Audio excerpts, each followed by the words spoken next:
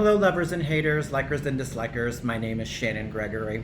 I'm originally from Indiana, which makes me a Hoosier, but now I'm a sinner. I live in Vegas, Sin City, and all I got for living here is this lousy t-shirt.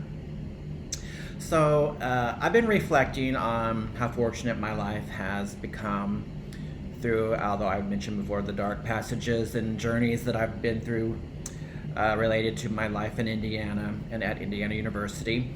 But I've moved on, and I've been very fortunate to have a fabulous life. And I wanted to tell you about one of the things that I'm most happy about in my life is my ability, the capacity for me to be able to travel the world. I always had wanderlust or wanderlust or however you say it. I think it's a German word. I think it's called wanderlust. I don't speak German, so I don't know. But in my Americana voice, it's a wanderlust. And I've always had it, an insatiable desire to travel this country and the world. I wanted to see everything I could see and see what other cultures, what other people do, how they live, always from birth. And for the longest time, my parents and I, working class family, so we didn't have a lot of disposable money to do any traveling, and we didn't travel. While I was growing up and through 18 years with them in their house. We only travel we ever got to do was go to Kentucky. We lived in Indianapolis for a while, then we moved to a small town, and then we would go visit relatives, my dad's family in Kentucky, in Stearns, Kentucky, which I loved because I loved to travel, and that was my only ability, my only traveling, so I loved it. We got to stay in a hotel once, and that was a big deal for me, although I didn't know what the world was going to bring to me later and what I was missing out on. But anyway, I love to travel. We never really could. In high school, I was fortunate in Spanish club. I was able to go to Mexico. Part of a Spanish club trip on spring break. We went to Mexico City, Acapulco, Cuernavaca, stayed with the Mexican family. That was wonderful, and it really is like, this is what it satisfied. It just gave me a little taste of what I was wanting to do when I would have hopefully the means to be able to travel more once I got a job and made a living and all that stuff. So fast forward, college at Indiana University. I still didn't get to travel, not even spring breaks. I didn't really do anything, didn't have the extra money to do that. But after I graduated in 1995, I was hired at Indiana University full time. I worked in the marketing department. That was then called the Division of Recreational Sports. It's now, I think, called Campus Recreational Sports. Anyway, it's the same thing, I'm sure. But I worked in their marketing department there.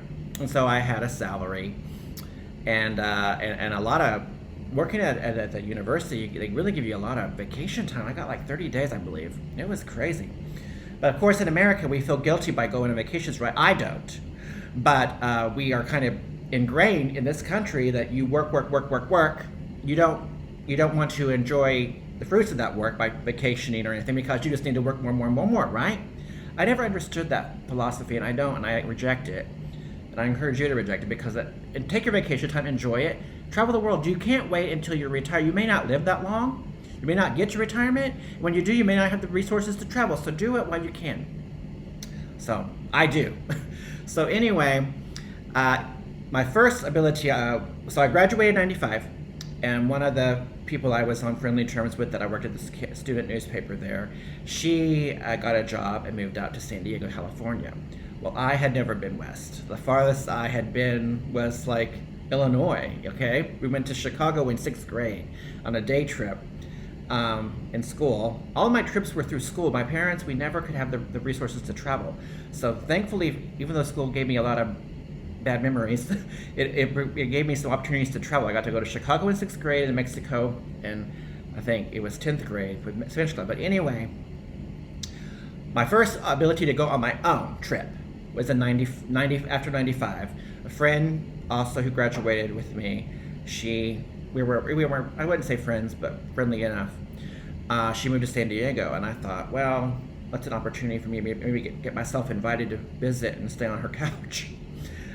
You know, I'm not above it, and I wasn't, and I did it. So I got myself invited to San Diego. And I was so excited because I'm like, my first trip, I had always wanted to be California. I had California lust, California dreaming, as the mamas and the papas sing. I had it, and I wanted to go, and I was so excited. I got to see my first palm tree. This was in '95, so really not that long ago, maybe. I'm 50 now, so not that half a lifetime. I guess it's a long time, but I don't think of it like that. I don't feel that old. But anyway, so first trip, California. I was like 25, I believe, 26. I don't know how old I was at that time. Maybe, I don't even know. How old are you when you graduate college? I was in my 20s. So in California, I saw my first palm tree and everything. Well, she worked. She wasn't on vacation like I was on vacation. So she had to work every day, and so I was on my own. And she had a roommate who was actually a television broadcaster. She worked at the news station in San Diego and was a news reporter, a field reporter. So anyway, I didn't know who she was, but anyway, she was a nice person.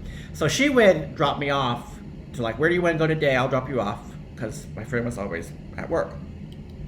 So one day I went to go see the ocean. I had never seen the Pacific Ocean. I had been, before that, I think I had an opportunity to maybe see the Atlantic Ocean. I think I had gone to Florida once. I don't remember, but I know I hadn't seen the Pacific. And so I wanted to see the Pacific Ocean. So I went to, she took me to the beach and left me at the beach by myself. And I'm a big boy, so I could handle it. So, I've worn swim trunks before, and how they have those, well, if you're a male, you may or whatnot, no. They have the little drawstring in them that you tie. Well, I never tied it because I always swam in like pools, and I never knew why you needed it. Why tie it? They don't fall off, I never worried about it. I never bothered with tying the drawstring in the swimming trunks. Well, now I know why that's there.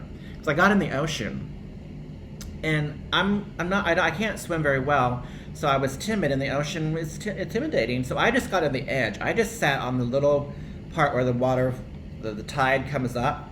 I just sat there, let the tide come up on me and sprinkle on me and then roll back down. I didn't actually get in enough to even move or swim. I was just sitting on the sand with the tide coming up and doing this.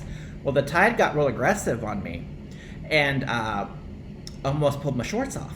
Yeah, I was actually fighting with the ocean.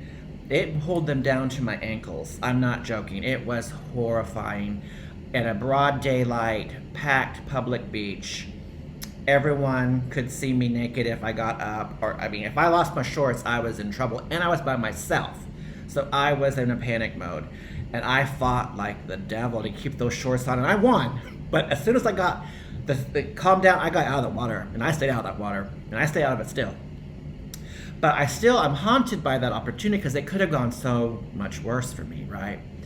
And I still think, what could have happened if the ocean got my shorts?